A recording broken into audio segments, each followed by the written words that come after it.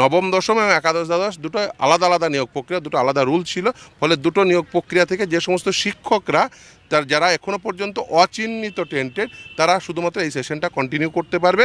কিন্তু আজকে SSC undertaking দিয়েছে যে তারা 31 মের মধ্যে অ্যাডভার্টাইজমেন্ট করবেন এবং 31 ডিসেম্বরের মধ্যে এই নিয়োগ প্রক্রিয়াটি কমপ্লিট করবেন। আজকে মহামান্য প্রধান বিচারপতির বেঞ্চ জানিয়েছে যে গ্রুপ সি এবং গ্রুপ ডি এর কেউ স্কুলে যেতে পারবেন না, কারণ West Bengal board of secondary education তারা একটি অ্যাপ্লিকেশন করেছিল যেহেতু এই সেশন পর্যন্ত যাতে এই যাদের চাকরি বাতিল হয়েছে তাদের কন্টিনিউ করতে দেয়।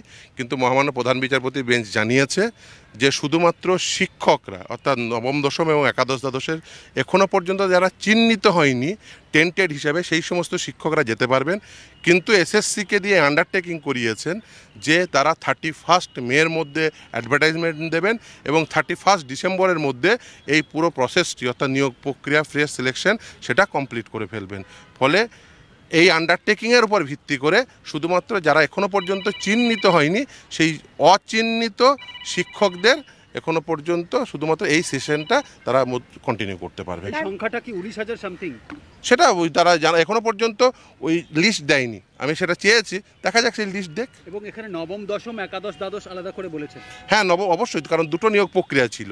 নবম দশম এবং একাদশ দ্বাদশ দুটো আলাদা আলাদা নিয়োগ প্রক্রিয়া, দুটো আলাদা রুল ছিল। ফলে দুটো নিয়োগ প্রক্রিয়া থেকে যে সমস্ত শিক্ষকরা যারা এখনও পর্যন্ত অচিহ্নিত টেন্টেড, তারা শুধুমাত্র এই সেশনটা কন্টিনিউ করতে পারবে।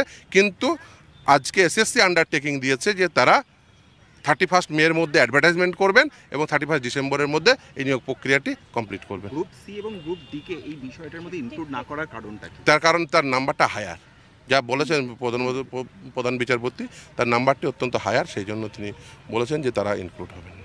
দুর্নীতির সংখ্যা? হ্যাঁ, দুর্নীতির সংখ্যা অবভিয়াসলি।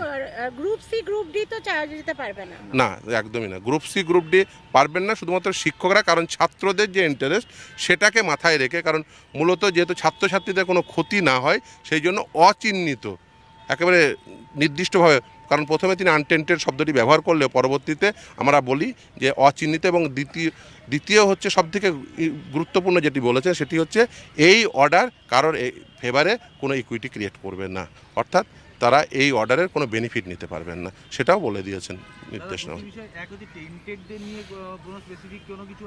না, অবসরপ্রাপ্ত শিক্ষকদের ব্যবহার করার একটা, হ্যাঁ আমরা বলেছিলাম, কিন্তু সেসব এই রায়ের ক্ষেত্রে সেটা বলেননি। যাই হোক, এই রায় যেটা বলেছেন সেটা হচ্ছে যে যারা এখনো পর্যন্ত চিহ্নিত হননি অচিহ্নিত শিক্ষকদের তারা স্কুলে কন্টিনিউ করতে পারবেন এই সেশনটা, এবং 31 মের মধ্যে অ্যাডভার্টাইজমেন্ট করবেন এবং 31 ডিসেম্বরের মধ্যে এই ফ্রেশ সিলেকশন প্রসেস সেটা কমপ্লিট